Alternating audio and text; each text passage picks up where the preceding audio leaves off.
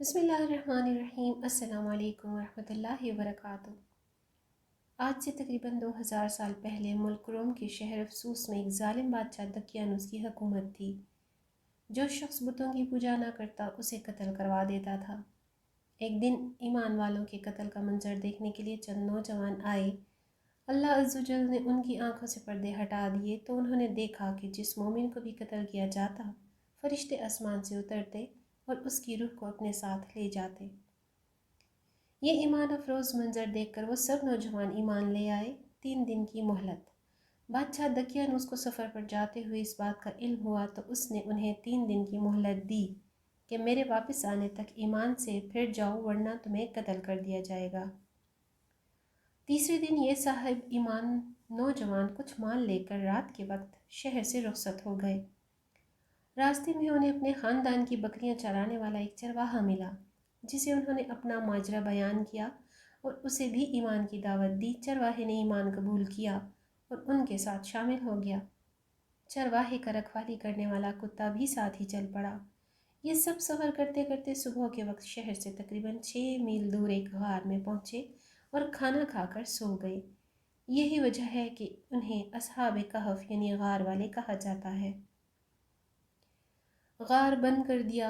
بادشاہ دقیانوس کو سفر سے واپسی پر اصحاب کہف کے غار میں پناہ لینے کا پتہ چلا تو اس نے غار کے منہ پر دیوار بنوا دی تاکہ وہ بھوک اور پیاس کی وجہ سے انہیں انتقال کر جائیں اور یہی غار ان کی قبر بن جائے۔ جس حکومتی ملازم کو یہ کام دیا گیا اس نے اصحاب کہف کے نام، تعداد اور ان کا پورا واقعہ عمدہ قسم کے سیسہ، ایک سیاہی مائل نیلے رنگ کی دھات جس سے بندوق کی گولیاں اور چھرے وغیرہ بنائے جاتے ہیں، بنی ہوئی تختی پر لکھوایا اور اسے تانبے کے ایک صندوق میں بند کر کے دیوار کی بنیادوں میں رکھوا دیا۔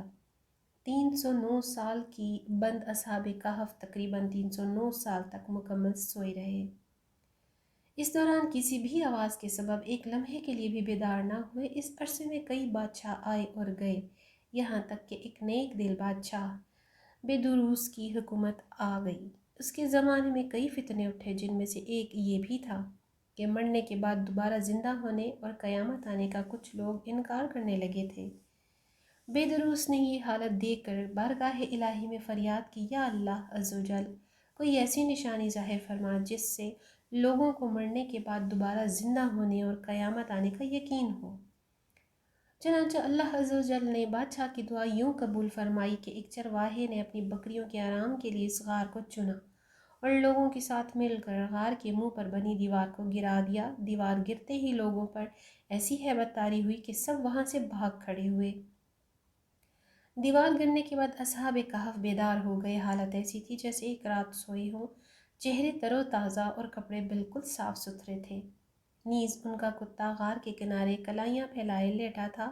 اصحاب کہف صبح کے وقت سوئے تھے اور جب اٹھے تو سورج ڈوبنے میں کچھ وقت باقی تھا۔ انہوں نے نماز ادا کی اور اپنے ساتھی کو کھانا کھلانے کے لیے بھیجا۔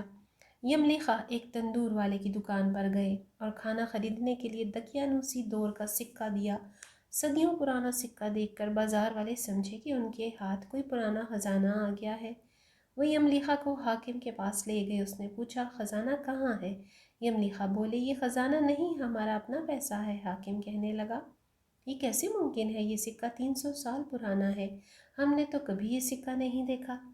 یملیخا بولے، دقیانوس بادشاہ کا کیا حال ہے؟ حاکم بولا، آج کل اس نام کا کوئی بادشاہ نہیں ہے، سینکڑوں سال پہلے اس نام کا ایک کافر بادشاہ گزرا ہے۔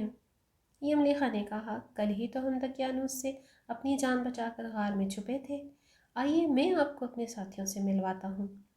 حاکم اور کئی لوگ غار کی طرف چل پڑے۔ غار میں موجود اصحاب نے جب لوگوں کی آواز سنی تو سمجھے کہ یملیخا پکڑے گئے ہیں اور دقیانوس فوج انہیں بھی پکڑنے آ رہی ہے۔ یملیخا نے غار میں پہنچ کر ساتھیوں کو سارا ماجرا بتایا۔ حاکم نے غار کے کنارے صندوق دیکھا تو اسے کھلوایا، اندر سے تختی ملی جس پر اصحاب کہف کا حال لکھا تھا۔ حاکم نے یہ خبر بادشاہ بیدروس تک پہنچائی، وہ بھی آ گیا اور اس نے اصحاب کہف کا حال دیکھ کر سجدہ شکر کیا کہ اللہ عز و جل نے مرنے کے بعد زندہ ہونے اور قیامت کا یقین دلانے کے لیے نشانی عطا فرمائی۔ روح قبض کر گئی۔ اس کے بعد اصحاب کہف غار میں آ کر سو گئے اور ان کی روح قبض کر لی۔ बैदरुस ने लकड़ी के संदूक में उनके मुबारक जिस्म रखे गार के करीब मस्जिद तामीर करने का हुक्म दिया और लोगों के लिए दिन मुकर्रर कर दिया कि हर साल ईद की तरह वहाँ आया करें। तादाद उनके नाम एक कौल के मुताबिक असहाब कहफ की तादाद 7 थी, जिनके नाम ये हैं: मकसिलमीना, यमलेखा, मरतूस, बेनौनूस, सारिनूस, जूनावानूस, कशफ़-ए-ततूनूस और कुत्ते का नाम कतमीर था।